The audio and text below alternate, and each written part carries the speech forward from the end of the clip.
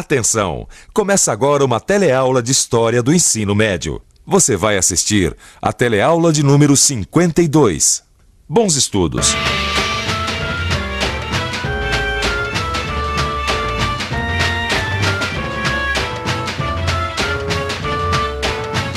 Já imaginou só o que aconteceria se de uma hora para outra fosse proibida a propriedade privada de bancos, terras, minas, fábricas e do comércio? Já pensou sobre isso? E a Revolução Russa é exatamente o tema dessa teleaula. Nesta teleaula, você vai conhecer como era a Rússia na época da monarquia. Vai ver os grandes problemas que provocaram revoltas populares e aprender como os comunistas chegaram ao poder.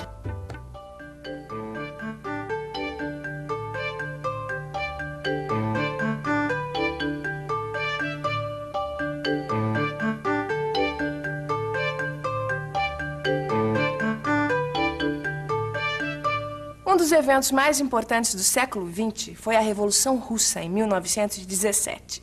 Representou a primeira vitória do socialismo revolucionário na história e aconteceu num país tão grande quanto cheio de problemas. No final do século XIX, a Rússia era o mais extenso país da Europa. Era um império economicamente atrasado em relação às potências do continente e onde grandes proprietários detinham a maior parte da terra. E um império governado com mão de ferro pelos czares. Czar era o nome que se dava ao imperador russo. Um deles foi Alexandre II, que em 1861 chegou a tentar algumas reformas sociais.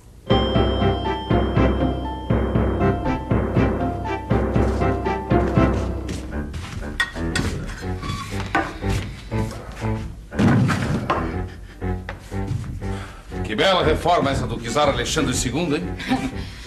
A gente está tão miserável quanto antes. É. E pensar que a gente acreditou que alguma coisa ia mudar.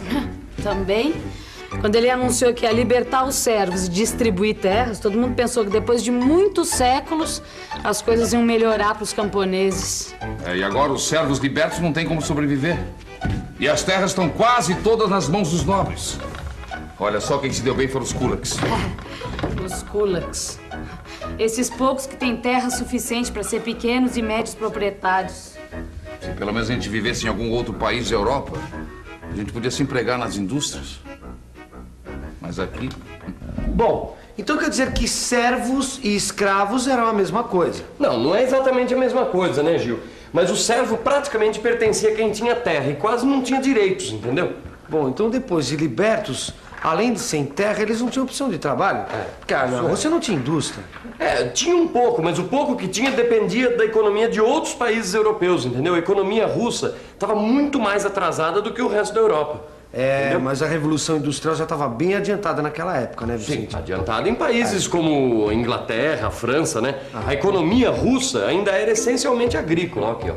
Em 1877, a Rússia tem 100 milhões de habitantes. Desses 100 milhões, apenas 1 milhão é de operários. A grande maioria da população é de camponeses pobres e sem terra. E já no começo do século XX, além dessas duras condições de vida, os russos têm que enfrentar uma derrota militar. Em 1905, a Rússia perde a guerra que trava com os japoneses.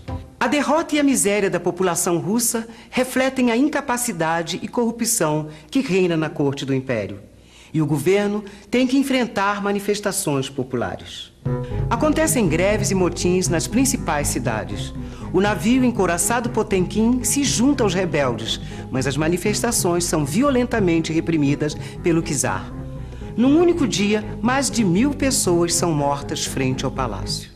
Na época dessas manifestações do começo do século na Rússia, as ideias socialistas já haviam chegado ao país e se organizavam grupos de oposição.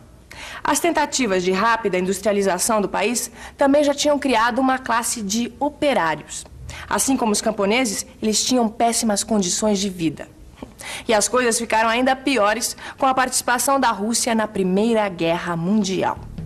A Rússia entra na Primeira Guerra Mundial despreparada e tem que enfrentar o moderno equipamento do exército alemão. Manda 13 milhões de homens para o fronte sem equipamento, suprimento ou assistência adequados. Soldados que passavam até fome e frio. O resultado é uma série de desastres militares. que junto com as cidades congestionadas por operários mal pagos, o campo por camponeses miseráveis, a inflação e o colapso da economia provocam uma grande revolta. O czar é Nicolau II, em cujo governo tem grande influência a imperatriz Alexandra e o Rasputin. Todo tipo de arbitrariedade é cometida. E em março de 1917, as greves e revoltas recebem o apoio de tropas inteiras do exército e obrigam o czar a abdicar. O fim da monarquia russa significou uma mudança no regime político. Você se lembra o que aconteceu no Brasil quando mudou o regime? Pois é, o novo governo russo fez a mesma coisa, convocou a Assembleia Constituinte. Era chefiado por Alexandre Kerensky, que era um socialista moderado, que, entre outras reformas, deu direito de voto a toda a população. Mas esse governo fracassou. O governo foi se tornando cada vez mais impopular. Uma das causas era a sua insistência em continuar a guerra contra a Alemanha e a falta de solução para os problemas econômicos da Rússia. Outro fator do fracasso era a disputa pelo poder de vários setores envolvidos na queda do czar. Para a gente entender direitinho este confronto de forças, é melhor a gente pensar um pouco. Vamos pensar um pouco. Para derrubar a monarquia, haviam se aliado burgueses, camponeses, operários e a nobreza liberal. O governo provisório é dominado pela burguesia, com representantes das outras classes. Mas a situação da Rússia envolvia problemas sociais, econômicos e políticos mais amplos. Nessa época, os operários já estavam bem organizados nas grandes cidades e queriam uma revolução que significasse uma ruptura política e social, que criasse uma nova ordem na Rússia. Uma de suas formas de organização eram os sovietes, conselhos formados por operários e soldados.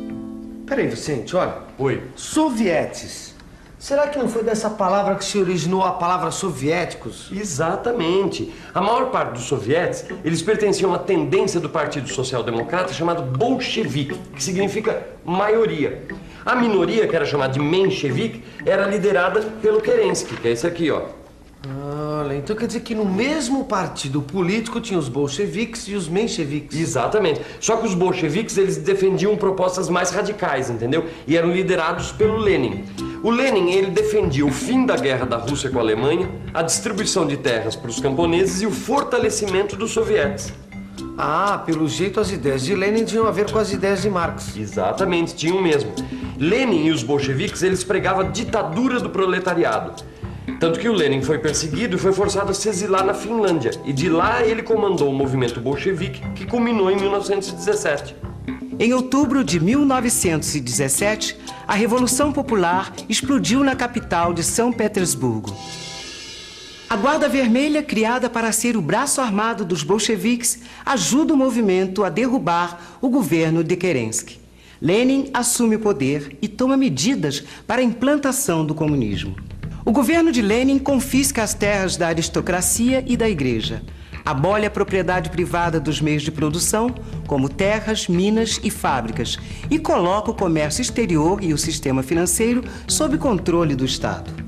Em março de 1918, o governo russo assina a paz com a Alemanha. Uma paz em que os russos têm que aceitar muitas perdas. Em inferioridade militar, a Rússia perde a Polônia, Finlândia, os países bálticos e a Ucrânia. Em seguida, começa a Guerra Civil. Os monarquistas, a burguesia e os setores que haviam sido derrotados pelos bolcheviques combatem o novo governo. São chamados de brancos. Os brancos enfrentam os partidários do governo comunista, chamados de vermelhos. As potências da Europa, com medo do movimento comunista, apoiam militarmente os brancos. Ah, estamos perdidos. Os vermelhos vão vencer! Não é possível. Reunimos os monarquistas, os liberais, os capitalistas, os mencheviques, os socialistas moderados. E ainda temos o apoio do Japão, da França, da Inglaterra. E mesmo assim eu acho que não vai dar. Os bolcheviques vão mesmo revolucionar esse país. Você viu o que eles fizeram? Ninguém mais é proprietário de nada. Todas as terras, os bancos, as minas, as fábricas. É tudo propriedade do Estado. Tudo propriedade coletiva. E os trabalhadores é que vão administrar. Ha, que revolução! Peraí, radical? Por que os países resolveram se intrometer no meio dessa história? Não é se intrometer. Eram os países que tinham ganhado a Primeira Guerra Mundial, né? A Inglaterra, a França e o Japão. Você imagina o mundo todo começando a andar pro lado do capitalismo e de repente aparece um país enorme como a Rússia que resolve virar comunista.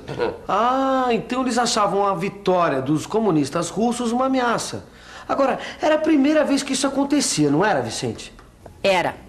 A vitória dos revolucionários russos representou o surgimento do primeiro Estado comunista, baseado nas doutrinas de Marx e Lenin. Mas os confrontos não acabaram tão cedo.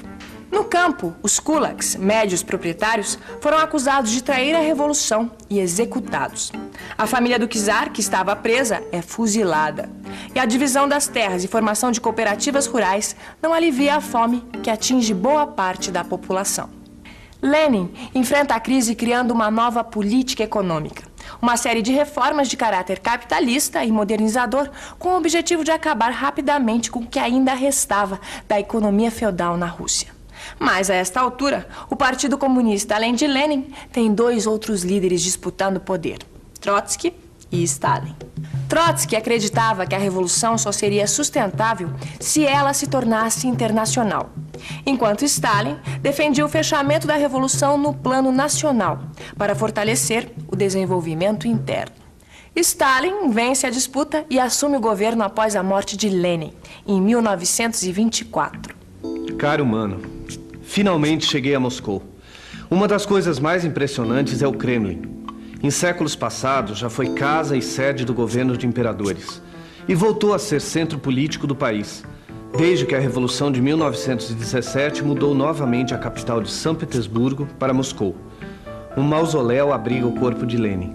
A Revolução Russa, a vitória dos comunistas e as ideias de uma sociedade diferente marcaram a história do século XX. Vale a pena a gente revisar.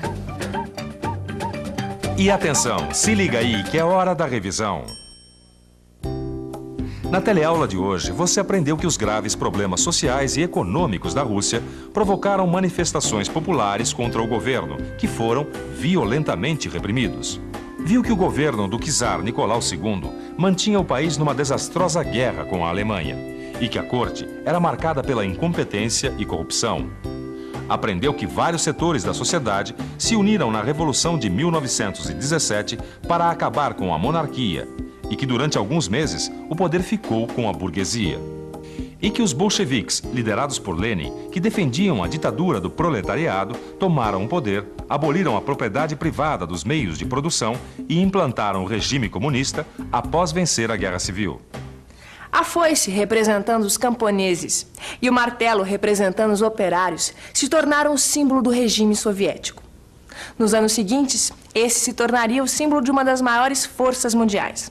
Mas isso já é história para as próximas teleaulas. Até lá!